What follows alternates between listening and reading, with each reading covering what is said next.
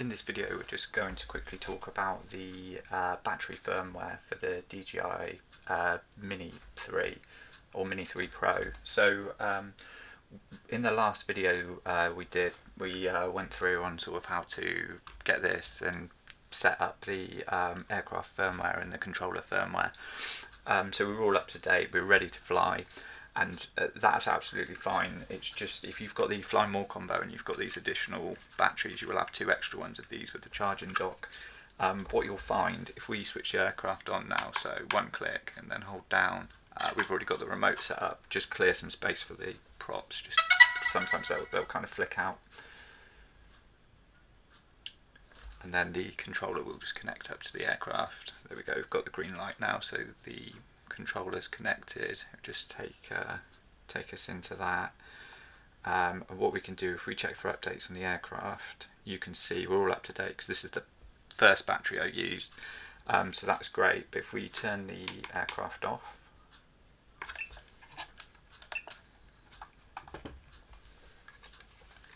and then what we'll do is, so the battery, you've already done this before, so just push the two sides, pull it out. And then this is one of the batteries that hasn't yet been used, so it's always just label up into there, click it in, and then we'll just clear a space for those props again. One press, hold down, let that start up. Okay, and then you can see again we're red, but it's should just be, there we go, we're just linking into it. When this screen goes black and white, it just means you were connected to the sort of video feed, and then it's sort of dropped off. So we should now, the feed should sort of bring itself back to life. There we go.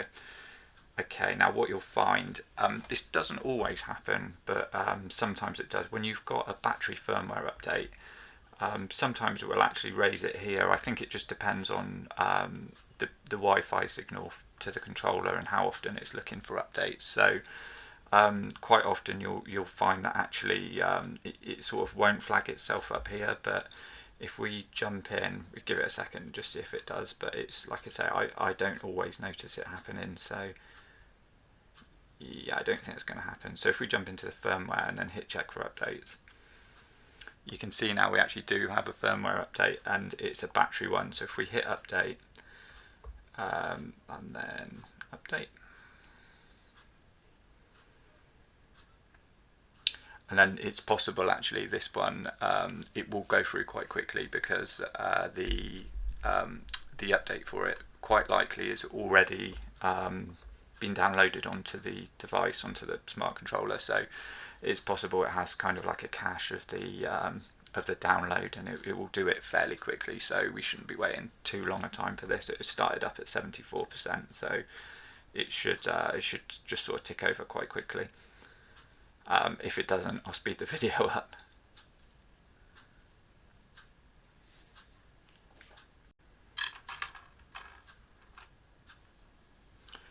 Okay, so the aircraft's just restarting itself. That's taken about a minute and a half just to install that, and it's just going to follow up now. I don't think there'll be a controller restart. I think it's just going to be a drone restart for this. So once the drone's restarted, we're connected, and here you go. You can see down here, so it didn't tell us before, but the battery firmware update successful. So then we're all sorted on that, and what you need to do is just make sure if we jump in, and we'll just turn the aircraft on again because it doesn't switch itself back on after these firmware updates. So you'll see we'll just go from red to green in a minute, and we should be back into the aircraft in no time.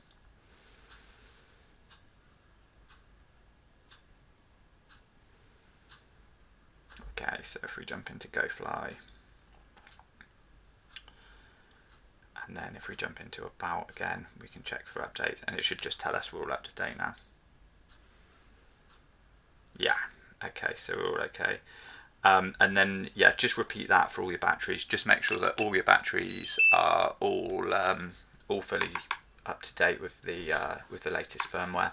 And then just if you're going to go out on a shoot or something like that, you're not going to quickly change the battery, try and get up and get a shot, and then realise actually I've got a firmware update to do. And like I say, I think it's always best really to have those to have that firmware up to date with everything. Make sure the aircraft firmware, the controller firmware, and the battery firmware are all sort of aligned to the latest versions.